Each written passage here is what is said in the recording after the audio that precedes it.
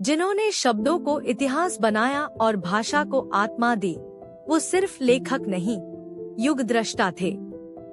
हजारी प्रसाद द्विवेदी हिंदी साहित्य की वो रोशनी जो आज भी बुझी नहीं है।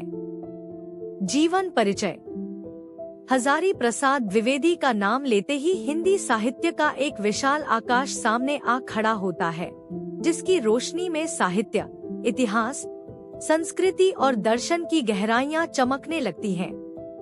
उनका जन्म 19 अगस्त 1907 को उत्तर प्रदेश के बलिया जिले के दुबे का छपरा नामक गांव में हुआ था। वे एक ऐसे समय में जन्मे जब भारत स्वतंत्रता की छटपटाहट में था और हिंदी साहित्य अपनी पहचान की खोज में।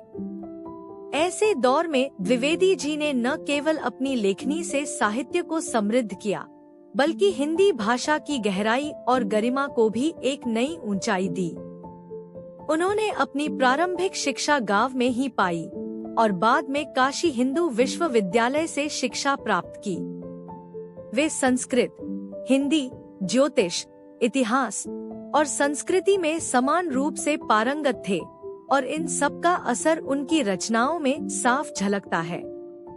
हजारी प्रसाद द्विवेदी की सबसे बड़ी विशेषता यह थी कि वे केवल लेखक नहीं थे, बल्कि एक विचारक, एक अध्यापक और एक मार्गदर्शक भी थे।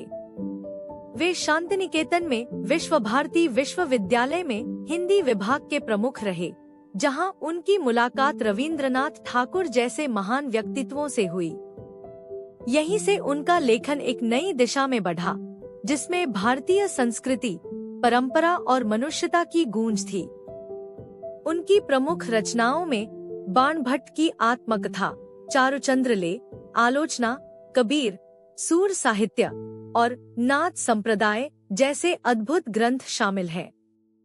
बाणभट्ट की आत्मकथा एक ऐतिहासिक उपन्यास है, जिसमें कल्पना और इतिहास का ऐसा मेल है, जिसे पढ़ते हुए पाठक न केवल कहानी में डूबता है, बल्कि उस युग में जीता भी है। हजारी प्रसाद द्विवेदी ने कबीर पर जो शोध और लेखन किया, उसने कबीर की छवि को सिर्फ एक संत या कवि की नहीं, बल्कि एक सामाजिक क्रांतिकारी और आध्यात्मिक विचारक की तरह प्रस्तुत किया।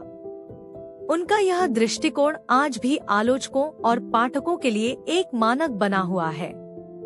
वे एक ऐसे लेखक थे जिनकी भाषा में गहराई थी, लेकिन साथ ही सहजता भी थी। वे विद्वान थे, लेकिन उनका लेखन आम पाठक को भी छू जाता था। उनकी शैली में परंपरा की मिट्टी थी, तो आधुनिकता की खुशबू भी। भारत सरकार ने उन्हें उनकी साहित्यिक सेवाओं के लिए 1957 में पद्म भूषण से सम्मानित किया। उनके छात्र, सहकर्मी और पाठक उन्हें केवल लेखक के रूप में नहीं, बल्कि एक सांस्कृतिक पुरोधा के रूप में याद करते हैं।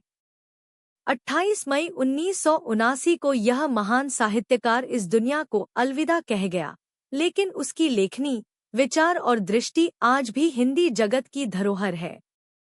हजारी प्रसाद द्विवेदी सिर्फ इतिहास के पन्नों में नहीं, हमारी चेतना में जीवित हैं। अगर आपको हिंदी साहित्य की यह यात्रा पसंद आई हो, तो वीडियो को लाइक करें, चैनल को सब्सक्राइब करें और इस अमूल्य धरोहर को ज्यादा से ज्यादा लोगों तक पहुंचाएं, क्योंकि साहित्य केवल पढ़ने की नहीं, समझने और जीने की चीज है।